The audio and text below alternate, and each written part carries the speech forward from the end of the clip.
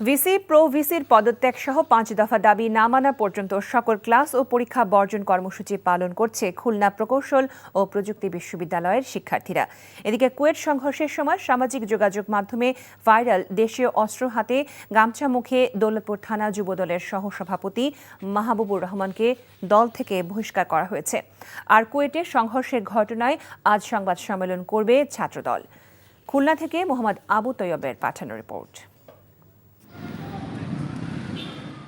সংঘর্ষের একদিন পর খুলনা প্রকৌশল ও প্রযুক্তি বিশ্ববিদ্যালয়ের ক্যাম্পাস অনেকটা থমথমে। ক্যাম্পাসের আশপাশে মোতায়েন রয়েছে আইনশৃঙ্খলা বাহিনীর সদস্য, আর ক্যাম্পাসের ভেতরে অবস্থান করছেন শিক্ষার্থীরা। আজ দুপুরের মধ্যে দাবি মেনে নেওয়া না হলে আরও কঠোর কর্মসূচির হুঁশিয়ারি দেওয়া হয়েছে। ঘোষিত 6 দফা বাস্তবায়ন এখন অবস্থান কর্মসূচি চলতেছে এবং এই 6 দফা বাস্তবায়নের জন্য ওনাদেরকে দুপুর 1টা পর্যন্ত টাইম দেওয়া হয়েছে বিসি এবং অথরিটিকে। যদি তারা মেনে না নেয় তখন আমরা পরবর্তী কর্মসূচি আমরা ঘোষণা করব। এদিকে কুয়েটে সংঘর্ষকালে সামাজিক যোগাযোগ মাধ্যমে ভাইরাল হওয়া অস্ত্র হাতে গামছা মুখে দৌলতপুর থানা যুবদলের সহসভাপতি মাহবুবুর রহমানকে সংগঠন থেকে বহিষ্কার করা হয়েছে। সকাল থেকেই পুলিশ সেখানে মোতায়েন আছে, দুপুর পরিমাণে আপনারা দেখতেই পাচ্ছেন। তো এখন পর্যন্ত এলাকায় যেটা যে স্টুডেন্টদের সাথে কথা হয়েছে, তারাও আশ্বস্ত করেছে যে তারা এমন কিছু করবে না যেটা পরিস্থিতিকে খারাপ দিকে নিয়ে যেতে পারে। এবং অ্যাট দ্য সেম টাইম আমরা আশেপাশে যারা আছে স্থানীয় তাদের সাথে আমরা কথা বলেছি, তারা এমন কিছু করবে না যেটা ছাত্রদের প্রতি উস্কান হিসেবে যায়। মঙ্গলবার রাতে কেন্দ্রীয় যুবদলের বিজ্ঞপ্তিতে বলা হয়, বহিষ্কৃত নেতাকর্মীদের কোনো অপকর্মের দায় দল নেবে না। আর দুপুরে ক্যাম্পাস পরিস্থিতি নিয়ে ছাত্রদলের সংবাদ সম্মেলন করার কথা রয়েছে। কুয়েটে হামলার ঘটনায় ব্যর্থতার শিকার ও নিঃশর্ত ক্ষমা চেয়ে উপাচার্য, উপ উপাচার্য ও ছাত্র বিষয়ক পরিচালকের পদত্যাগ সহ 5 দফা দাবিতে বুধবার রাতে আলটিমেটাম দেয় শিক্ষার্থীরা।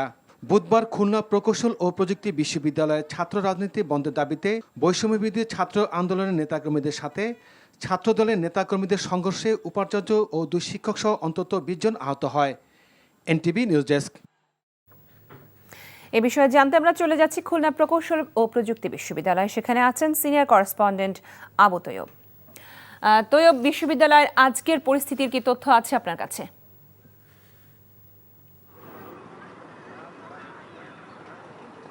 জি লোপা, আমি এখন রয়েছি খুলনা প্রকৌশল প্রযুক্তি বিশ্ববিদ্যালয়ের প্রধান ফটকের সামনে। আমি একটু আগে ক্যাম্পাসে গিয়েছিলাম, ক্যাম্পাস ঘুরে দেখেছি। এই ক্যাম্পাসে কোনো আইন শৃঙ্খলা পুলিশ নাই বা সেনাবাহিনী, বিজিপি কালকে ছিল, আজকে তারা নাই।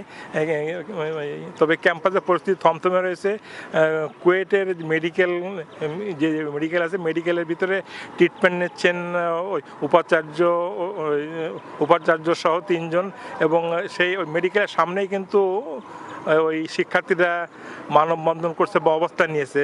এবং শিক্ষকদের পক্ষ থেকে আমাদেরকে জানানো হয়েছে যে ভিসি সাহেব মূলত ছাত্রদের দ্বারা মেডিকেলে অবরুদ্ধ রয়েছেন। অপরদিকে শিক্ষক নেতারা আমাকে জানিয়েছেন যে শিক্ষকরা এই ঘটনার পর থেকে জরুরি বৈঠকে বসেছেন, এখন পর্যন্ত কোনো তারা সিদ্ধান্ত দেন নেই। অপরদিকে ছাত্রদের যে 5 দফা দাবিতে আজকে দুপুরে 5 দফা দাবি দিয়েছিল, সেখানে কিন্তু উল্লেখ করা ছিল আজকে দুপুরে 1টার ভিতরে তাদের সিদ্ধান্ত না মানলে তারা আরও নতুন করে কর্মসূচি দেবে, সেই হিসেবে তারা শান্ত রয়েছে। অপরদিকে কুয়েটের যে জনসংযোগ কর্মকর্তা শাহেদ আহমদ আমাকে জানিয়েছেন যে সকাল 11টা হতে কুয়েটের সিন্ডিকেটের জরুরি সভা চলছে। তিনি বলছেন যে ওই উপাচার্য মহোদয় ওই মেডিকেল হাসপাতাল থেকে তিনি জুমে অনলাইনে এই সিন্ডিকেটের সভায় সিদ্ধান্ত দিচ্ছেন। সবাই আমরা আসি, হয়তো 1টার আগে কোনো সিন্ডিকেটের সভা থেকে কোনো সিদ্ধান্ত আসতে পারে। এছাড়া খুলনার বা এই কুয়েটের